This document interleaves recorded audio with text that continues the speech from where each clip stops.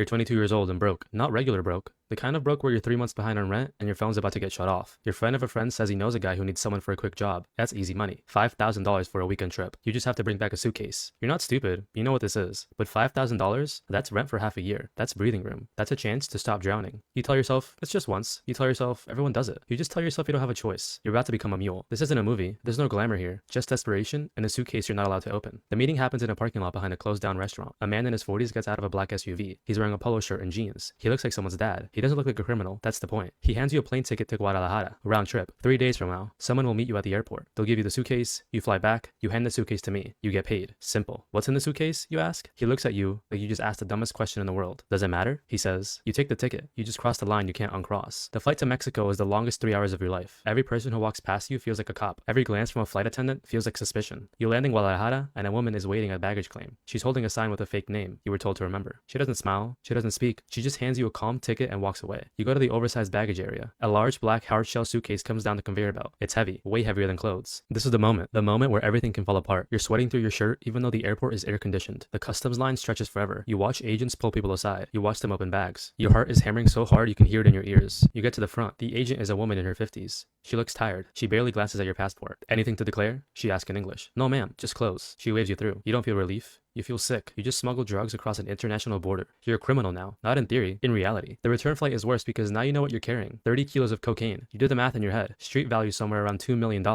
If you get caught, you're looking at 25 years minimum. Federal prison. No parole. Your entire 20s and 30s is gone, but you don't get caught. You land back in the States. You walk through customs. The agent asks about your trip. You say it was great. You visited family. He stamps your passport and says welcome home. You want to throw up right there in the terminal. The handoff happens in the same parking lot. The man in the polo shirt takes the suitcase. He opens the trunk of his SUV. He doesn't count the money in front of you. He just hands you an envelope. It's thick. You don't count it either. You just want to leave. You drive home in silence. You open the envelope in your apartment. It's all there. $5,000 in hundreds. It's more cash than you've ever held in your life. You pay rent. You pay your phone bill. You buy groceries without checking prices. For 2 weeks, you feel like you can breathe again. Then, your phone buzzes. An unknown number. We need you again. Same deal. Different city. You stare at the message for an hour. You tell yourself you're done. You tell yourself once was enough, but then you check your bank account. The money's already running low. The desperation is already creeping back. You text back, when? The reply comes instantly. Tomorrow. You just became a repeat offender. The first time you could maybe explain away. Desperation. A mistake. Even bad judgment. But the second time, you're in it now. You're part of the machine. The second run is to Colombia. The payout is $8,000 because it's further and riskier. The process is the same. Fly in, get the suitcase, fly out. But something feels different this time. The woman who meets you at the airport in Bogota looks nervous. She keeps checking her phone. She hands you the claim ticket and disappears into the crowd faster than before. You get the suitcase. It's even heavier this time. 40 kilos. You're dragging nearly 90 pounds of product through an airport. Your hands are shaking as you get in the customs line. The agent is a young guy, maybe 30. He looks at your passport, looks at you, looks at the suitcase. Business or pleasure? Business. You lie. What kind of business? Sales. You're a sales